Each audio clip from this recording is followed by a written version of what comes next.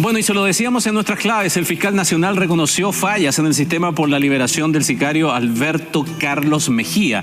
Hoy este tema fue analizado en profundidad y por momentos de manera reservada, secreta, por las comisiones de Seguridad y Constitución del Senado. Queremos conversar de esta reunión, para eso estamos en contacto con José Durana, senador de la UDI y presidente de la Comisión de Seguridad, que obviamente estuvo presente en esta reunión. Senador, gusto de saludarlo, buenas tardes. ¿Cómo estás, Ramón? Un gusto de saludar y muy buenas tardes. Quiero partir preguntándole si usted tiene la misma molestia que me expresó hace un rato en una entrevista radial la senadora Paulina Núñez por el hecho de que participaron todos los convocados, ministros, jefes de la policía, qué sé yo, la fiscalía, gendarmería, pero que el Poder Judicial se excusó, señalando que hay una investigación en curso. La senadora Núñez se mostraba molesta por esa situación, requería falta de colaboración en una situación que es tan importante, dar luces de lo que ha ocurrido. Usted, su parecer en concreto respecto de ese punto, para después ir al detalle de lo tratado. Es muy lamentable que la Corte Suprema, a través de su presidenta o algún representante, no se haya hecho presente en esta Comisión Unida Conjunta de Seguridad y de Constitución, porque es uno de los hechos más escandalosos en que, tras distintas resoluciones, permite la salida de un sicario que aprovecha la oportunidad de este fallido estado judicial y penal, y obviamente lo que conocemos hoy día es que lo más probable estaría fuera de nuestra frontera. La no presencia de la presidenta de la Corte Suprema obviamente que genera más dudas que certezas, porque son hoy día los tribunales de justicia, el Poder Judicial es que está en tela de juicio frente a la ciudadanía. ¿Y esto podrá ser remendado en lo inmediato? ¿Va a haber otra reunión? ¿Habrá otra citación, por ejemplo, para que representantes de la Corte Suprema puedan hacer ver también su parecer ante las comisiones que están viendo este tema? Bueno, esto se va a ir analizando. Obviamente que nosotros entramos en un proceso de semanas regionales y desde esa mirada queremos ver el avance de la investigación, cuáles son las medidas frente a situaciones que lamentablemente son una realidad en nuestro país, como por ejemplo tener 83.000 personas que están bajo registro biométrico, pero no sabemos si efectivamente el nombre que ellos tienen es el que dicen tener. O por otro lado, si es que simplemente una persona que tenga algún registro biométrico se puede ir del país, aprovechando esta condición. Y además, el mismo Servicio Nacional de Migraciones establece que tenemos más de 22.000 personas que han ingresado bajo paso irregular en el último año y tampoco sabemos cuántos no se han autodenunciado. Entonces usted comprenderá que estamos en una absoluta incertidumbre en el país y fundamentalmente quienes somos representantes de las regiones del norte, de las regiones fronteras de nuestro país.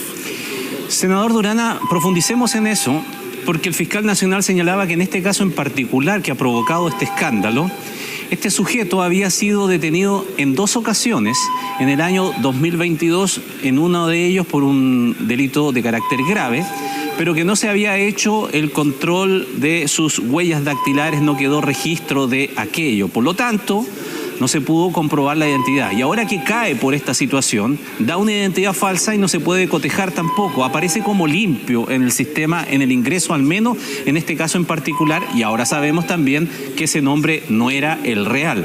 La pregunta que uno queda dándole vuelta entonces, si esto no se hacía con habitualidad, sino que comenzó a hacerse a partir de abril del 2023, puede ser que haya muchos extranjeros que están en la misma condición que el sicario, es decir, que pueden haber cometido algún delito en los años anteriores y que eventualmente, por la investigación o por la no tanta gravedad de los delitos, estén en libertad, que puedan cometer un nuevo delito y van a aparecer en el sistema nuevamente como limpios cuando sean detenidos, si es que cometen otro delito. Bueno, toda crisis da oportunidades.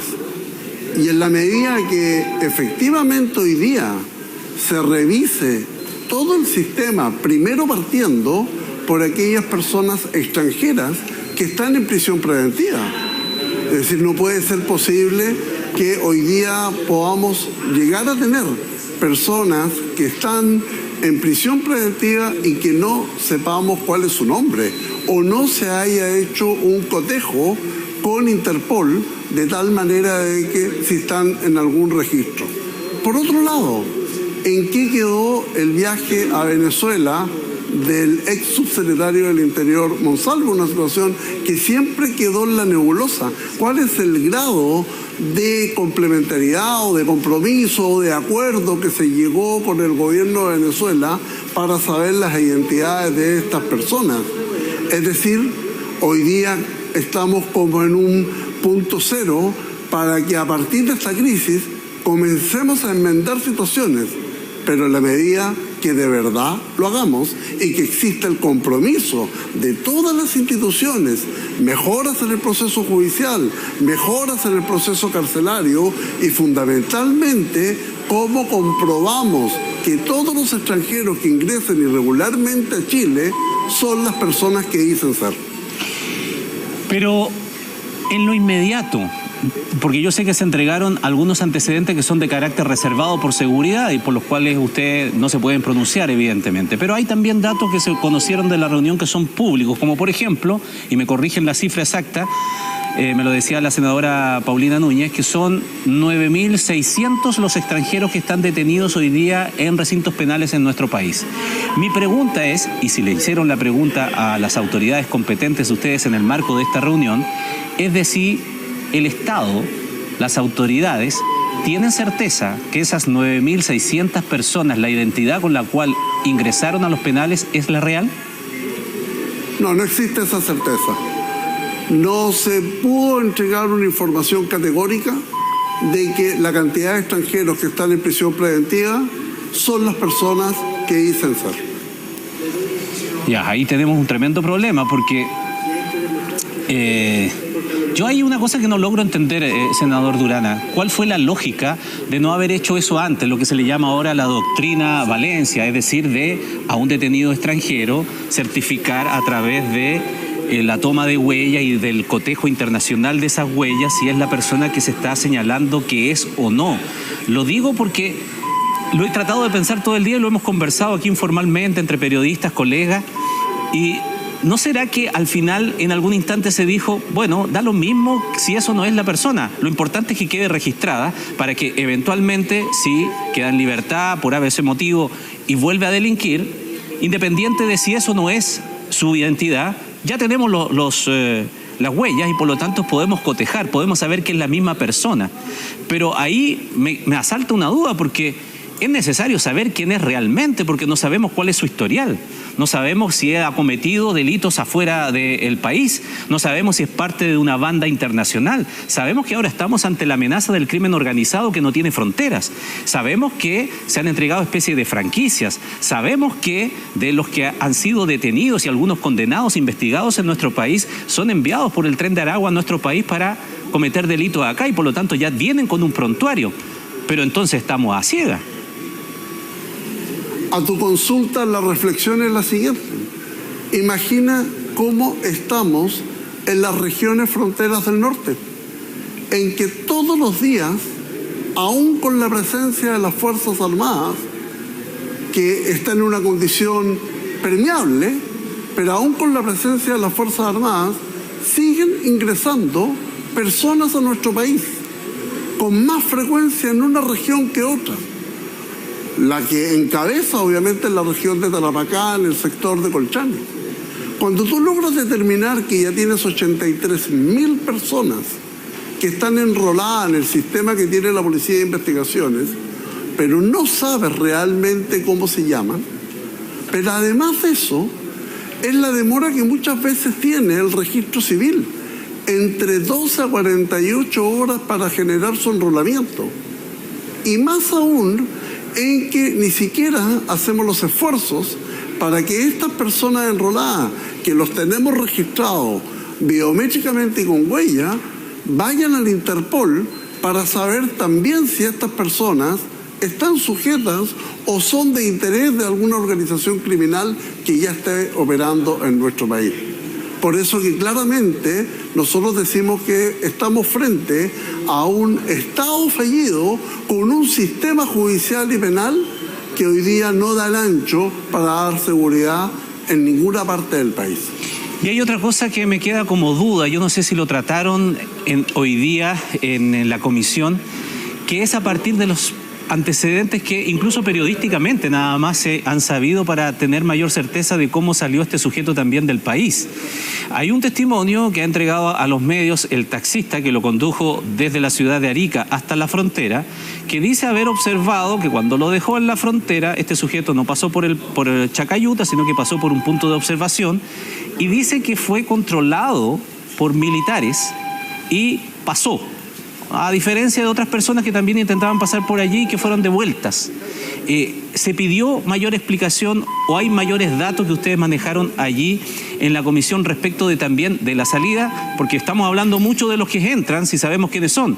Pero cuando estamos buscando a prófugos de la justicia, también tenemos que tener mucho resguardo para no dejarlos salir de nuestra frontera y encarcelarlos.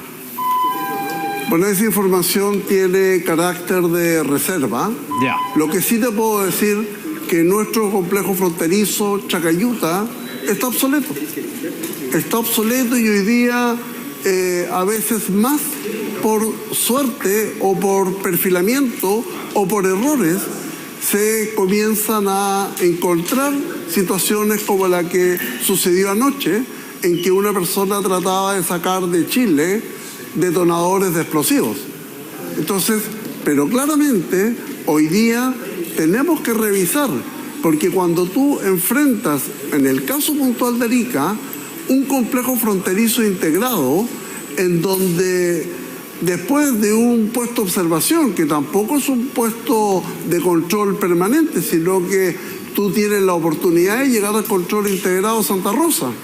Entonces, desde esa mirada, ya cuando tú ya te encuentras en el complejo fronterizo de Santa Rosa, en donde tú ya sea haces cualquier maniobra o te controlas de manera como corresponde, se genera esa alternativa, esa duda, porque tú no te estás controlando en Chile, sino que ya te estás controlando en territorio peruano en un control de frontera integrado.